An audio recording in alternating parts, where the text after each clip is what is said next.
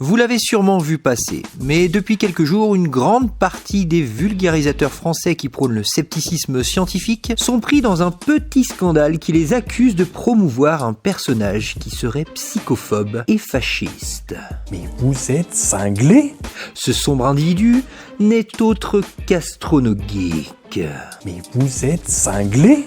L'affaire remonte à plusieurs années déjà, mais depuis peu ce vidéaste a fait un live avec Code Reno, un facho. Et oui, lui c'est un facho, je peux le confirmer car je l'ai rencontré pour faire un reportage dans son QG. Et à la seconde où il a su que je votais Mélenchon, voici ce qui s'est passé. Attends, doucement, tire doucement.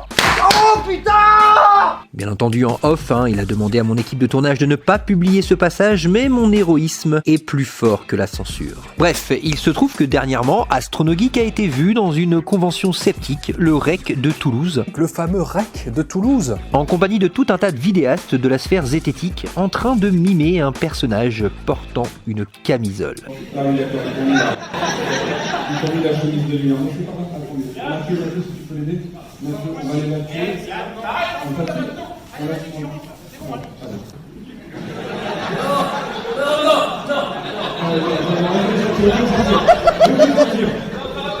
Il n'en fallait pas plus à la gauche radicale pour s'enflammer et provoquer un scandale à base de Astronogeek et psychophobe et plein d'autres mots en isme et en phobe. Regarde, il est psychophobe.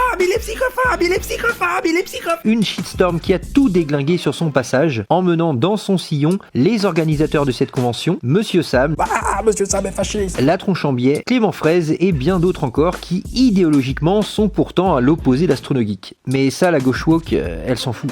C'était un sketch? On s'en fout, on veut du sang. Leur crime? Avoir osé inviter ce sombre personnage et qui en plus s'est permis de faire un sketch psychophobe. Et regarde, tu n'as pas été parfait là. Car en effet, dans le logiciel du wokisme, on ne peut pas parler, débattre, organiser un événement, être ami avec une personne qui n'adhère pas à notre idéologie politique. C'est tout simplement inimaginable. Si une personne est soupçonnée de fascisme ou d'homophobie, alors tout devient possible. Même les pires bassesses, comme par exemple montrer 30 secondes d'un sketch hors contexte, du moment qu'Astronogeek passe pour le grand méchant à éliminer. Déjà de base, j'aimerais bien qu'on prenne 2 secondes pour analyser le principe. La démarche. On parle de personnes qui se disent vraiment « je vais provoquer cette personne en l'accusant publiquement sur Twitter ». C'est ça, faire le bien. On les salit. On va pas aller leur poser la question en privé, on s'en fout de leur réponse. Ce qu'on aime bien, c'est trouver un coupable. Un beau coupable à mettre en avant sur Twitter. Magnifique, je vais avoir des likes, je vais être retweeté. Je suis justicier. Voilà à quoi carburent ces gens. Pour résumer leurs pensées, il y a d'un côté ceux qui veulent la paix et la liberté, ceux-là sont les gentils, et de l'autre ceux qui veulent la guerre et la dictature. Les gentils contre les méchants. Oui, un narratif bien connu dans la sphère alternative. Bref, bienvenue dans le monde magique du wokisme. Car oui, ces gens-là considèrent que les individus comme Astronogeek et ceux qui le suivent sont des abrutis incapables de faire preuve d'esprit critique, de remise en question. Ce sont juste des gens remplis de haine qui aiment faire des blagues psychophobes dans le seul but de stigmatiser une partie de la population.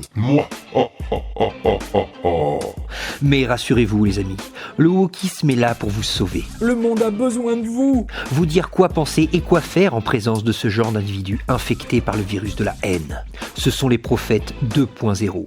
Le problème ici, c'est même pas la blague, c'est la disproportion du truc. C'est du même niveau que le gamin qui twerk dans une église et qui reçoit des menaces de mort. Elle est où la proportion là? Elle a été déportée ou quoi?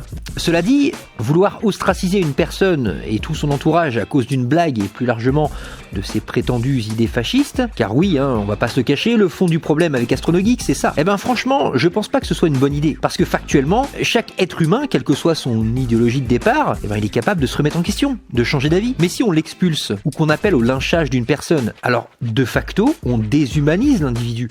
On considère que ces gens-là ne sont plus des êtres humains, qu'ils sont incapables de se remettre en question, comme s'ils étaient atteints d'une maladie incurable. Alors il faut les boycotter, afin qu'ils meurent socialement et économiquement. Mais surtout, c'est quoi la finalité du truc? On exclut des gens pour une blague? Pour une idéologie? Ouais, pourquoi pas, mais on en fait quoi?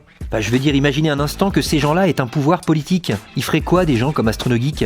Il serait en prison? Et Monsieur Sam, il serait prié de ne plus sortir de chez lui sous peine de lynchage? Maintenant, je m'explique au sujet d'Arnaud. J'en sais rien. Mais il y a quand même pas mal d'indices sur ce qui pourrait se passer si des gens comme ça arrivaient au pouvoir. Personnellement, ces types de personnes-là, ils me font autant flipper qu'un mec comme Papacito. Sauf que lui, au moins, il est rigolo, quoi. Ça, si tu veux, ça c'est pour aller sur la Lune. Tu sais, ce truc qu'on regarde depuis la préhistoire là et qu'on peut pas y aller parce qu'il n'y a pas d'escalier, tu vois. Et ben en fait, un jour, il y a des Allemands là, très anxiogènes, là, qui sont levés, qui ont fait des calculs, tu vois, avec d'autres protestants, et qui ont décidé qu'ils allaient fabriquer ça. Tu vois. Donc là, quand je regarde les drapeaux, il n'y a pas celui du Pakistan, étonnamment. Tu vois. Il y a l'Italie, alors ça c'est étonnant, tu vois, ils ont dû faire la carrosserie, eux. Puis tu vois, en face, il y a ça. Je vais sur la Lune avec ça. Ils sont où les calculs? Elle est où la cabine, tu sais? On va faire comment là pour se mettre en orbite autour de la Lune, là, pour aller poser un putain de drapeau pakistanais, tu sais? Pour conclure, je pense que le wokisme n'est qu'une sous-partie de l'extrême gauche. Bruyante, certes, mais pas forcément majoritaire. Et heureusement. Car non content de faire beaucoup de mal à la gauche dans le débat politique, car ils ont tendance à voir de l'oppression littéralement partout, d'ailleurs j'ai expliqué pourquoi dans cette vidéo, Vos obsessions vous font voir vos adversaires politiques partout. ce mouvement commence à faire pas mal de dégâts dans la sphère zététique, et c'est bien dommage. Et toi mon petit bonhomme, t'en penses quoi finalement de tout ça? Parce que moi je...